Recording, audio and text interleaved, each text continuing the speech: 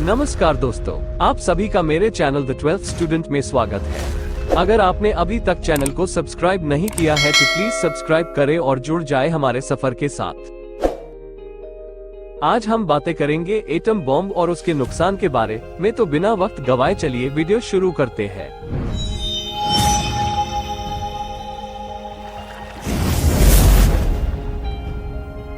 अभी जो आपने आवाज सुनी ये अमेरिकी वैज्ञानिक ओपेनहाइमर की थी। जी हाँ, वही जिन्होंने एटम बॉम्ब को बनाया था। एटम बॉम्ब जो एक बार में ही लाखों लोगों को मार सकता है। एटम बॉम्ब जो अगर किसी देश पे गिरा दिया जाए तो कुछ ही पल में पूरा देश तबाह हो सकता है। जी हाँ, आज के डेट में एटम बॉम्ब पूरी दुनिया के लिए एक खतरा बन चुका है। पर क्या आपको पता है कि एटम बॉम्ब काम कैसे करता है? चलिए मैं बताता हूँ। परमाणु बम में विस्फोटित होने वाला पदार्थ यूरेनियम या प्लूटोनियम होता है। यूरेनियम या प्लूटोनियम के न्यूक्लियर फिजन से ही शक्ति प्राप्त होती है। इसके लिए परमाणु के न्यूक्लियस में न्यूट्रॉन से प्रहार किया जाता है। इस प्रहार से ही बहुत बड़ी मात्रा में ऊर्जा प्राप्त होती है। परमाणु बम में विखंडन से यूरेनियम और उसे निकटवर्ती अन्य पदार्थों का ताप बड़ी शीघ्रता से ऊपर उठता है। धात्विक यूरेनियम बड़ी ऊंची दाब और ताप पर तापनदीप्त गैस में परिणत हो जाता है।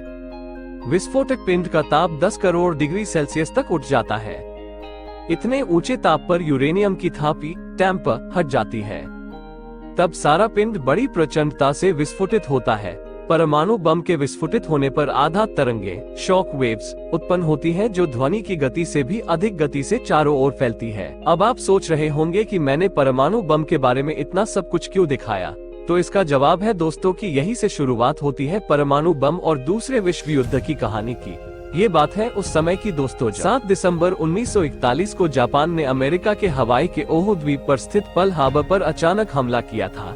इस हमले में जापान के 183 विमानों ने करीब 1 घंटा 15 मिनट तक बम बरसाए थे। इस हमले में अमेरिकी प्रशांत बेड़े को नष्ट कर दिया गया था। इस हमले में 2500 सैनिक मारे गए थे, 1000 से ज्यादा घायल हुए थे और करीब 1000 लोग लापता हो गए थे। इस हमले के बाद अमेरिका ने जापान के खिलाफ लड़ाई की घोषणा कर दी थी। करीब 3 महीने तक अमेरिका ने अपने हुए नुकसान को ठीक किया। उसी दौरान अमेरिकी वैज्ञानिक ओपेनहाइमर ने एटम बॉम्ब का परीक्षण किया और सफल रहे। इस हमले से बौखलाए अमेरिका ने भी बदला लेने के लिए जापान पर हमला बोल दिया। अब सब कुछ तैयार था, बस इंतजार था अमेरिकी राष्ट्रपति के हरी झंडी का। और फिर 6 अगस्त 1945 की सुबह जब पूरा जापान सो रहा था, तब कुछ ऐसा हुआ जो दिल दहला देने वाली घटना है। अमेरिकी वायुसेना ने जापान के हिरोशिमा पर लिटिल बॉय नाम का परमाणु बम गिराया था। ये हमला इतना खतरनाक था कि देखते ही देखते पूरा हिरोशिमा तबाह हो गया। अभी इस हमले से जापान ने जैसे ही नजर फेरी, वैसे ही सिर्फ 3 दिनों बाद अमेरिका ने नागासाकी शहर पर फैट मैन परमाणु बम गिराया और पूरे जापान को तबाह कर दिया।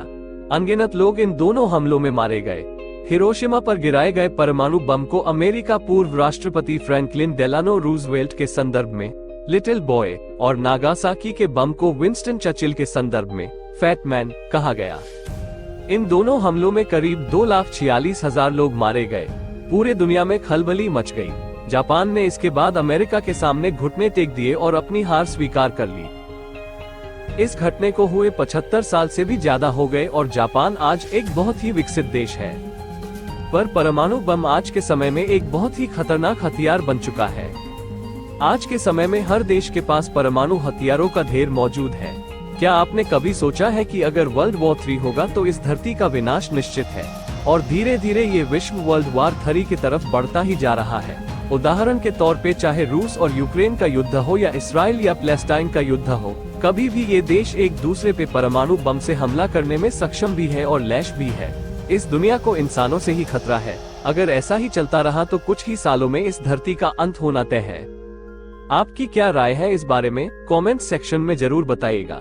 अगर आपको वीडियो अच्छी लगी हो और कुछ सीखने को मिला हो तो भी कमेंट करके जरूर बताएं और लाइक और सब्सक्राइब कीजिए मेरे चैनल को, ताकि मैं आपके लिए ऐसी ही इंफॉर्मेटिव वीडियोस बना सकूं। जल्दी ही मिलते हैं एक और नए वीडियो के साथ। तब तक अपना ख्याल रखिए। जय हिंद।